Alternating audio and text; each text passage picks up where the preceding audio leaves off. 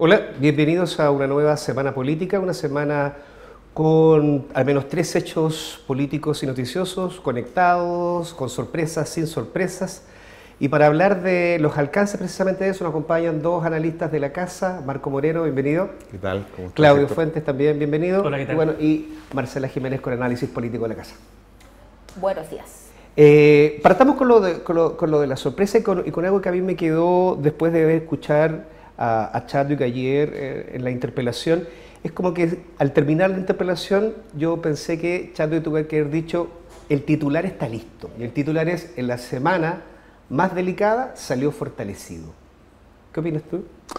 Bueno, al final en la evaluación yo creo que sí, efectivamente, el interpelado fue más que la interpeladora. Independientemente del rol de la diputada, que sea mujer, que sea mapuche, creo que en términos visuales, ¿no es cierto?, la puesta en escena muestra efectivamente que el ministro salió fortalecido y el gobierno. Recuerda que el gobierno logró instalar esta idea, ¿no es cierto?, del proyecto de reconocimiento constitucional a los pueblos originarios, que lo impulsó ahora con mucha rapidez, y le puso urgencia al Ministerio de Asuntos Indígenas, ¿no? Dejó clavadas esas 2 banderas, además de que sus respuestas, digamos, fueron el tono que marcó la conversación. Fue el ministro el que de alguna manera puso los énfasis con algunas mentiras que pasaron coladas porque no tuvo capacidad la diputada de reaccionar, ¿no? Esto, por ejemplo, de decir que en la Araucanía hay un estado de terrorismo, ¿no es cierto?, entre una de las cosas que se despachó. Entonces, yo creo que en el balance y en esto que hoy día es la democracia ocular, de alguna manera, lo que nosotros vimos,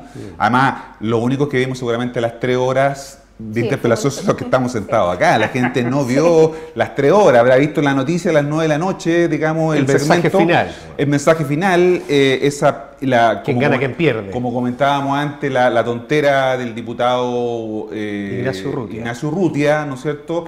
Eso quizás es lo que queda de la interpelación, pero como se comentaba, ¿no es cierto?, el mecanismo en sí mismo de la interpelación es un mecanismo que generalmente no permite a los diputados ser muy incisivos. Mirko conversaba contigo en la mañana respecto de qué hubiera pasado si era Pamela Giles, por ejemplo, la interpeladora, Claro. ¿no?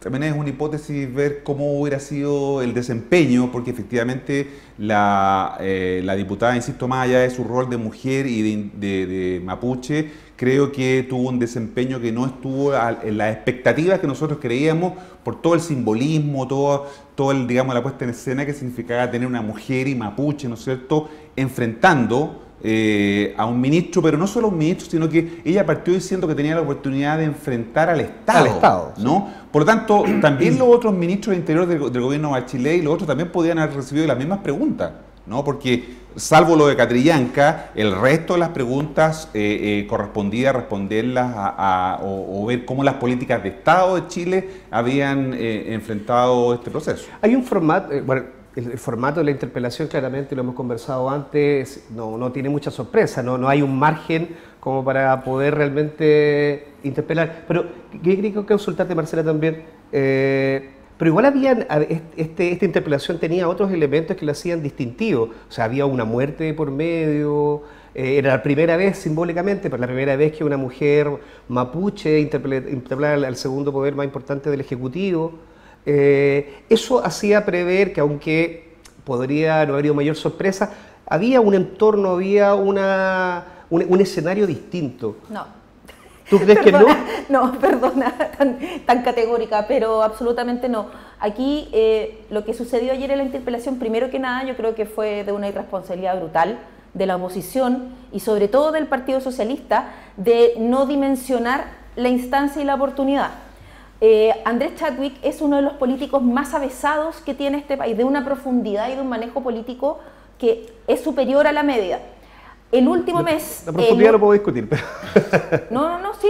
Hay sí. que... Para tener ayer. la habilidad que tiene él, hay que tener una profundidad Sí. política también que muy pocos la tienen. El tema es que el último mes, Chadwick ha sido su periodo más errático y débil sumando los 2 gobiernos. Y la oposición y el PS en particular desperdició la oportunidad de poner contra las cuerdas al hombre clave del gobierno en un tema así. ¿Por qué? Porque se quedó en la cáscara, se quedó en la superficialidad. se quedó en la mujer mapuche, en el simbolismo, en la forma, pero no en el fondo. ¿Cuál fue el grave problema? Las interpelaciones pueden servir, han habido interpelaciones buenas, malas, de todo tipo, han habido muchas interpelaciones y siempre la clave ha estado en el interpelador. Siempre la clave ha sido el interpelador. En un formato donde no hay sorpresas. ¿Sí? En un formato donde la clave es el interpelador. ¿Cuál fue el grave problema ayer de Nullado? Chadwick decía algo y ella no le contrapreguntaba, dejaba que Chadwick dijera lo que quisiera, como por ejemplo que dijo que ellos habían reaccionado bien en el caso Catrillanca, que apenas se habían enterado, habían tomado decisiones, y hay 4 días donde la historia es absolutamente oscura, llena de mentiras. Hubo preguntas, Marcela, ingenuas, como por ejemplo, un poco Naí cuando le dice, ¿usted está de acuerdo con los montajes? ¿Quién podría decir que está de acuerdo? Entonces, ¿no? se desperdició, por supuesto que no, dijo él. Una oportunidad real de poner ejemplo, en algún minuto, no sé, distintos gente que ha sido parlamentario ha sido interpelador. El interpelador es la clave en la interpelación.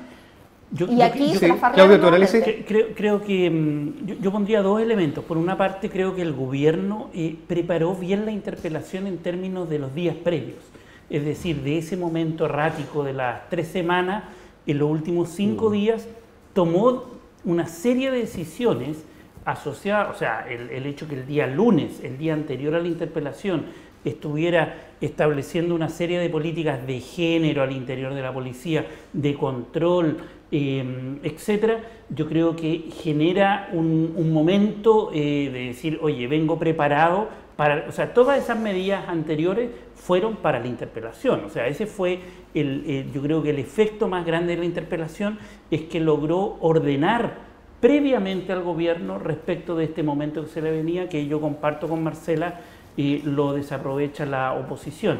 Ahora, el segundo elemento tiene que ver con la consecuencia. Yo creo que mirando el escenario de los 2 discursos, a mí la sensación que me da es que estamos en un punto cero. Es decir, el gobierno insistiendo con la misma política de seguridad y del Plan Araucanía, y el mundo indígena, el movimiento indígena, diciendo desmilitarice, si no, no conversamos. Es decir, pese a este llamado de diálogo, de político, etcétera, yo no creo hay puentes que no hay, o sea, mi sensación es que políticamente el problema está en un punto cero. Pero Claudio, pero es que ahí está lo que dice la Marcela, porque la diputada perdió la oportunidad de colocar el foco precisamente en eso, colocar el foco en el problema político, ¿no? Ella se quedó en una serie de cuestiones que pueden ser importantes, pero el foco central en lo que tú dices, precisamente, ¿no es cierto?, en el tema político, y eso no se aprovechó. Por eso que la oposición, efectivamente, por lo menos parlamentarios de la nueva mayoría y del Frente Amplio, salieron un poco decepcionados, porque esa fue una oportunidad perdida. Perdón, la decepción venía de antes, y yo quiero recordar un punto. O sea, al principio del caso Catrillanca, la oposición estaba toda horquillando al gobierno, sobre todo después que el gobierno tuvo que salir a reconocer que se destruyeron las imágenes, que hubo mentiras, etcétera, etcétera. Pero resulta que después de eso, la misma oposición se quiebra. Les recuerdo cuando la DC anuncia, sin avisarle a nadie de la oposición, a pesar de los acuerdos que tenían suscritos, sale anunciando una acusación constitucional contra Mayol, que le permita al gobierno sacar a Mayol como víctima. O sea, descomprimir inmediatamente lo que y después de eso no pasó nada con la acusación a Mayol, pues la DC miró para el techo y ahí quedó. ¿Y qué es lo que hizo eso? Eso debilitó la interpelación, pero la mató de entrada. Y yo no comparto con Mirko lo que hayan dicho en la radio de la mañana en términos de no comparte lo que no escuché. Claro, no comparto lo que estaban hablando, que qué hubiera pasado si la Pamela Giles, no, la Pamela Giles hubiera hecho farándula, hubiera hecho show, pero aquí precisamente lo que dices tú, Marco, es el tema político. No se habló del tema político, absolutamente, y eso es creo que en lo que desperdiciaron. Hirsch estuvo en un tono muy político, sí, muy más agudo que el resto, yo creo. Así es. Hirsch quizás... Hugo Gutiérrez incluso en su rol. Fidel Espinosa, que también habló de la responsabilidad política, claro, así como porque regalaron la sensación de que el gobierno, o sea, le regalaron la oportunidad a Chadwick de recurrir a algo que les rinde muy buenos frutos todavía, echarle la culpa al gobierno anterior. Y los temas claves que preocupan al mundo indígena no estuvieron colocados. Por ejemplo, el tema territorial. El tema de tierra, territorio, es fundamental. O sea, ahí está el conflicto.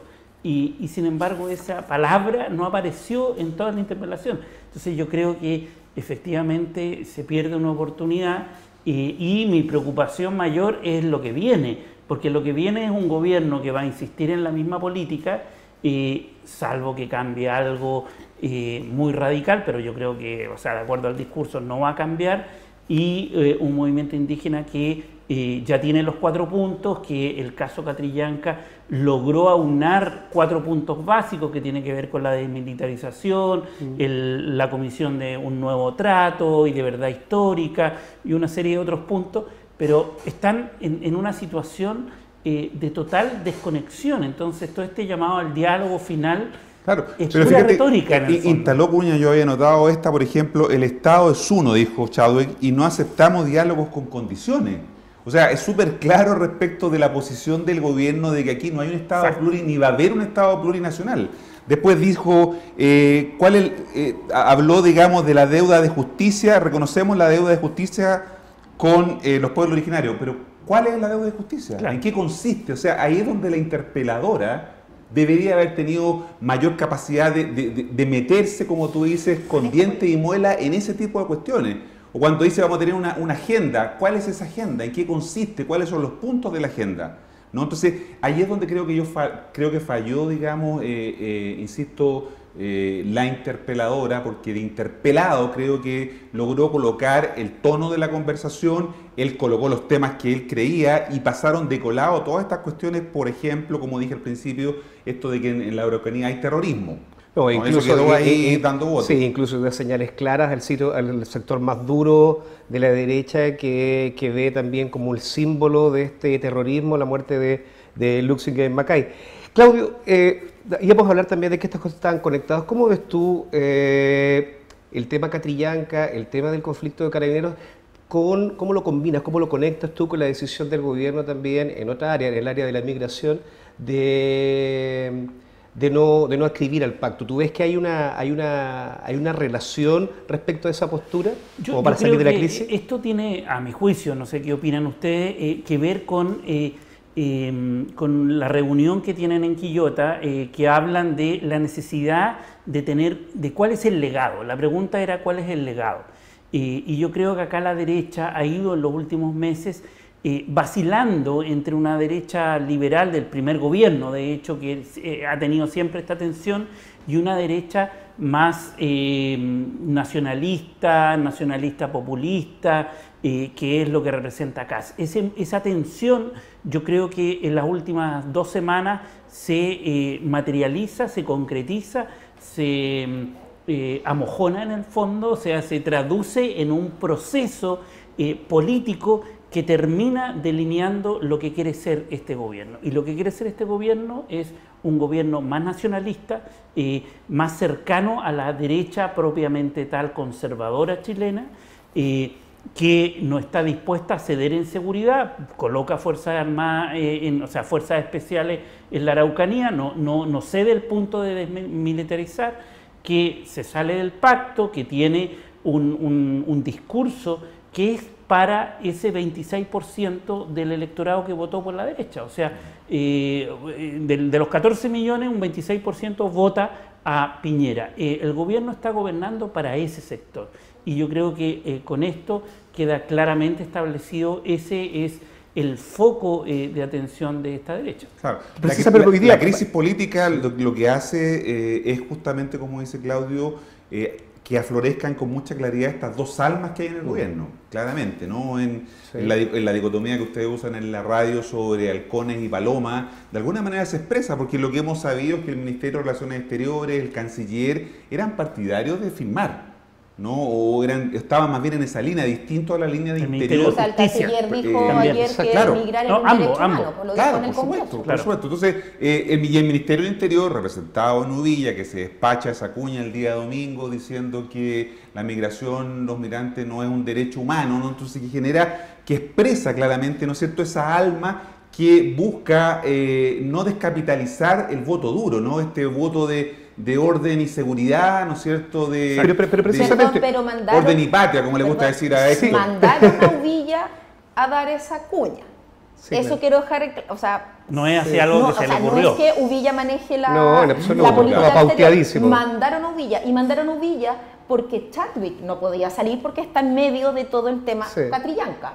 Claro. Entonces, por eso tuvo que salir, Y acá, Uvilla. Pero y hay una- acá hay el una- que pierde sí. es Evópoli, o sea, Evópoli queda totalmente placé, Sí. con una postura muy complicada. La subsecretaria de Derechos Humanos, de Justicia, Recabarren La Lorena, hace 2 meses levantando la Declaración de Derecho Universal de Derechos Humanos en el tema migración, y ahora cuando con tú- esta... Ahora, de ¿Sabes ese qué pasa? 26% que dice que está, efectivamente, y uno lo aprecia así, que Piñera y el gobierno digamos, de Piñera lo que está haciendo es tratando de gobernar para el bolsón de votos, para su propio electorado, para el electorado más duro. En el tema de orden y patria, como hablamos, pero precisamente los datos de la Universidad Central que nosotros publicamos, al menos en el mundo de la opinión pública y digital, son los que están más contrarios también frente a Piñera y ven una debilidad al sacar, al condenar, al hecho también de presionar a Hermes Soto para que salga diciendo y admitiendo que mienten. Eso muestra para ese sector más duro, para ese 26%, una debilidad de Piñera. Claro, en la CEP eso se ve confirmado porque uno de los atributos que se erosiona justamente es ese, el de la firmeza frente a los grupos de presión, ¿no? Ese atributo junto con el de autoridad, junto con el de la lejanía, son los que aparecen fuertemente erosionados en el estudio del CEP, que también es consistente con lo que muestran las redes sociales. Es decir, hay un castigo a ese Piñera que uno suponía que iba a ser más duro, más claro en relación a cómo conducir, ¿no es cierto?, los temas de orden y seguridad. Estamos usando un concepto carabinero, sí, para justamente enfrentar los problemas que es el principal problema, según la CEP, nuevamente el de seguridad y de inseguridad que angustia a los chilenos, de acuerdo a ese estudio. Aquí no hay que perder de vista algo, y que primero que nada siempre se ha dicho, lo cual es cierto, que la derecha en general y este gobierno en particular no tienen un relato, no tienen una visión, la gente no se levantó el año pasado a votar por este gobierno por la visión de Estado y de país que le mostraba. Votaron porque querían más empleo, por la situación económica, por el discurso de Chilezuela, por eso la gente votó por Piñera. Entonces, cuando se habla del legado, el único legado que realmente tiene este gobierno que puede dejar, y que eso está claro y está definido desde el día 1 como el objetivo político, es entregar el mando a alguien de derecha, que haya una continuidad. Eso es lo único que le preocupa a Piñera, nada más. Y precisamente como tú decías ahí, Claudio, la figura de Kast es un grave riesgo porque le puede desfondar, porque la oposición es nada, la oposición no capitaliza, la oposición es inexistente. El riesgo de Piñera real es que se le desfonde por el flanco derecho. ¿Qué es lo que refleja la CEP y qué es lo que refleja las redes sociales? Y ese es el tema. Por eso que es por este giro. Por eso que tuvieron que salir al haz más rápido el conejo del sombrero, que es el tema de migración. En un país racista como este, Exacto. e Ese es el ignorante, punto. salir diciendo no vamos a suscribir el pacto migratorio, pero... El corto plazo para grito y decir plata. eso, que uno de los puntos que yo quería poner y que no está en la discusión es que, claro, o sea, analizamos políticamente que eso es lo que motiva que hoy día rechacen el pacto, precisamente salir. Estamos débiles en Carabineros, nos están queriendo pasar la cuenta ahí, entonces rápidamente hay que tener una mirada rápida, fuerte, que vaya a ese grupo de sector, o sea, apoderarse de la sensación racista, de que los extranjeros vienen a robar y toda esta serie, digamos, de estereotipos que se aplican, pero lo que hay ahí también, a mi juicio, es una falta de visión política enorme, porque el gran problema, lo conversábamos también con Marcela, a mi juicio el gran problema, que lo que se está queriendo regular a nivel internacional el tema de la migración, son que hoy día están cambiando los flujos migratorios de una manera impresionante. O sea, la población mundial está creciendo de una manera que nunca antes visto. Somos 7.000 millones de personas, vamos a llegar a 10.000 millones de personas.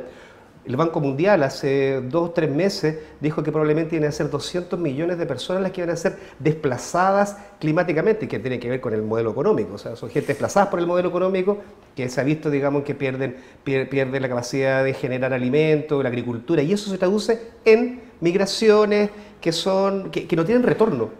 Eso, Chile queda absolutamente, si no entra a una negociación multilateral, va a quedar absolutamente atrapado a mano. La gente va a llegar y no va a saber qué hacer. Totalmente, Es yo una creo que hay irresponsabilidad tremenda. Si hay un tema en el mundo, y hay muchos temas en el mundo, pero si hay un tema en el mundo que es sistémico, que es global, es el tema de los flujos migracionales. O sea, porque tú no lo puedes controlar. Exacto. Entonces el discurso de asegurar la soberanía del Estado es totalmente ficticio, porque igual la gente va a entrar, Totalmente. igual, o sea, no hay forma de, por muros muy grandes que pongan Pero hay una forma. en el norte y el sur. La militarización de las fronteras. Po. Claro, pero como dice Claudio, Yo esto, creo se que esto tampoco solo, lo resuelve. solo se No, no lo resuelve, al contrario. No solo se resuelve, como decías tú, de manera multilateral. Exacto. Lo decía en un buen tuit el expresidente Lagos cuando decía, tú no puedes resolver problemas globales con políticas domésticas. Es absolutamente imposible. Y aquí no es que los chilenos no quieran la migración, ¿no? Efectivamente lo que quieren los chilenos, suponemos, porque todavía no hay muchos estudios al respecto, es ciertas certezas, es cierto esto de la migración regulada, pero para eso se requieren acuerdos, se requieren, tratados. Pero me preocupa también lo que decía Héctor, porque si es así, si efectivamente existe este racismo, estaría hablando súper mal de la sociedad chilena. Y no nos estamos haciendo cargo de eso también. Porque si el gobierno logra sintonizar y si el gobierno dice esto lo hago porque sintonizo con una cierta emoción que está instalada, eso habla muy mal de Chile y de los chilenos, ¿no? Sí, y yo creo que sí habla muy mal y que no hay muchas dudas al respecto. De hecho, un tema tan profundo como el de las migraciones, yo encuentro que además de la mirada cortoplacista que efectivamente se está evidenciando, aquí hay un problema que es muy serio y que es muy grave cuando se empiezan a romper los entendimientos mínimos en los cuales hemos funcionado como sociedad, no solo país Chile como sociedad, en términos internacionales. Las décadas anteriores, el tema de los derechos humanos, había un consenso mínimo de cosas que eran un derecho humano. Entonces, si se suma esto, que se le quita esa condición a la migración en este país, pero además se sigue con este discurso comunicacional estratégico de criminalizar la migración. Como porque en el fondo los únicos migrantes buenos son porque los únicos migrantes buenos en este país son los venezolanos. El resto, todos son malos, todos son criminales, todos atentan contra ese discurso. Eso es muy grave porque se está rompiendo la base sobre la cual no hemos entendido como sociedad durante décadas. Hay un tema que los tres han tocado. Perdón, un país que vivió del exilio, es un país que tuvo miles de personas exiliadas. Canciller sin ir mal. El canciller. Que hay un tema adicional que yo no lo tengo resuelto, pero que es la hipótesis de, es un gobierno que gobierna para el corto plazo, para la sensación térmica de para la reelección. Queremos cerrar la frontera y por lo tanto, y gobernamos para la inmediatez de las encuestas, o hay ideología de atrás. Hay un proyecto político, queremos queremos un mercado nacionalista, es decir, un libre mercado en lo económico y nacionalismo en lo político. ¿Hasta qué punto hay, qué es lo que está llevando la política de este gobierno? ¿La lleva la encuesta, gobierna por la encuesta, o es un proyecto ideológico que hay detrás? Y yo creo que a lo mejor es una mezcla de ambas, más que simplemente un gobierno que gobierna para la encuesta, porque muchos han planteado que, no aquí, pero se ha planteado que Piñera mira la encuesta y dice, tengo que subir, estoy preocupado y hace cualquier cosa. No estoy tan seguro que eso es simplemente hacer cualquier cosa. Yo creo que hay ideología detrás, hay grupos que están pensando, que están mirando esto como un problema ideológico y que eso se está materializando en las políticas que se están tomando. Y en el contexto internacional se evidencia. Es cosa de ir mirando cómo se van reorganizando. Estar alineados con Trump y Bolsonaro. No es casualidad. Y con Hungría, y Polonia, y Australia. No es casualidad que el gobierno el próximo mes creo que va a tener una reunión con Trump y algunos países para hablar de terrorismo. Que Bolsonaro va a venir a Chile, se va articulando ideológicamente por coincidencia o por una intención, un proyecto ideológico. Yo comparto contigo, Claudio, que efectivamente aquí hay una mezcla. Hay un tema ideológico y un tema de encuestas, pero el tema ideológico también está mezclado con la supervivencia política de este gobierno. ¿Por qué voy? Porque Piñera es mucho más liberal, es mucho menos conservador, es mucho menos nacionalista de lo que está mostrando en este... Pero necesita mostrar esa cara. Pero necesita salir con este rostro precisamente por lo que ya hemos conversado durante el programa. Entonces, están unidas esas tres cosas. Yo reporté el primer gobierno de Piñera casi completo para este diario, y lo que he evidenciado en los últimos mes y medio, sobre todo, es que cayeron en lo mismo que en la primera administración. Tomar decisiones solo para salir de la crisis y enfrentar una crisis tras otra y sacar cosas para tratar de tapar la crisis nomás. Sí. Pero la ruta, se suponía, lo que se diseñó en Apoquindo 3000 es que este era el gobierno de la unidad nacional, de los consensos, de los entendimientos.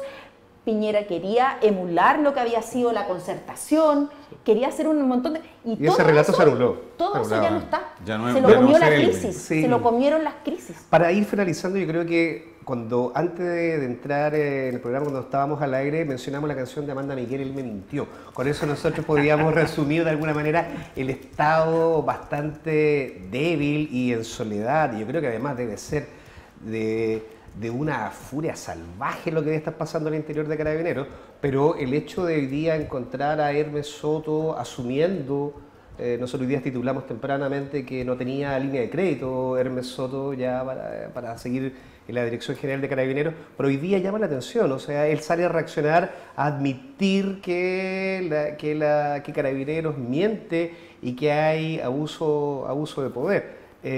¿Cómo ves tú que va a terminar esto? Yo creo que él está concentrado en resolver la crisis política que tiene, pero no le permite esbozar una solución, plantear una solución más estructural, porque lo que uno estaría pensando es que ya la crisis tocó fondo y lo que viene ahora es tener una opción para resolverlo, y eso no lo hemos visto. Yo creo que lo que necesita urgentemente Carabineros hoy día es una apuesta estratégica respecto de cómo salir de esta situación en la que hoy día está, que como ¿Con un delegado presidencial, por ejemplo?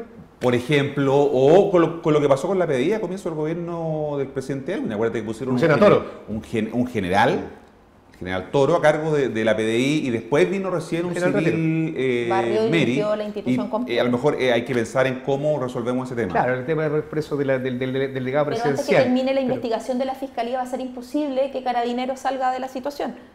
O sea, los 2 meses que se decretaron para la investigación del caso, además que son 3 líneas de investigación que se están desarrollando, mientras eso no esté totalmente aclarado, es muy difícil que Carabineros logre... Pero además también está el ruido interno, ¿sí? El hecho de este Rivera que renunciara, eso fue una señal interna para el interior de Carabineros de decirle, ojo, aquí el resto de los generales no te estamos acompañando en esto. Decidiste salvarte solo, porque Franzani de alguna manera es el costo para que no saliera Hermes Soto, y eso está generando un montón de ruido. En la misma encuesta que sacaron ustedes ahí en el Observatorio de Redes Sociales, aparece que el otro grupo de personas que está pidiendo la salida de Hermes Soto son los que están levantando el tema del proxenetismo, cuando le quisieron pegar un balazo a su imagen antes que asumiera. O sea, ¿quiénes son esos? Esos son los de la mafia de intendencia, esos son los cuerpos de inteligencia que vienen de Villalobos, que están procesados y que están en prisión preventiva por el caso Huracán.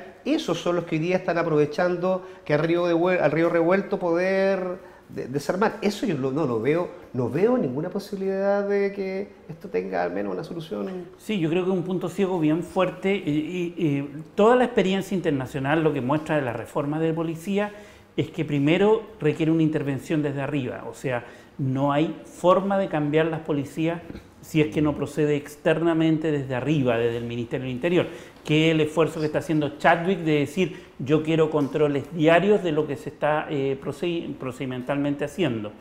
La segunda experiencia de la reforma a la policía es que no se hace reforma a policía sin la policía. Es decir, tú requieres una alianza de poder interno que facilite la posibilidad de hacer transformaciones estructurales. Y el problema es que hoy día no hay una alianza de poder interno. Hermes Soto aparece muy solo, sin una alianza de poder Tiene fracciones internas, además, Exacto, que eso es lo más grave. Como dice Héctor, y ese escenario es el más complejo. Tiene problemas de legitimidad hacia abajo, pero también tiene problemas de legitimidad hacia arriba. O sea, está en un escenario, como decían ustedes hoy día, el peor de todos, sin línea de crédito absolutamente. Bien, quería agradecerles, Marcela, Marco, Claudio, por esta interesante conversación y bueno, y dejar los invitados para el próximo miércoles a una nueva semana política.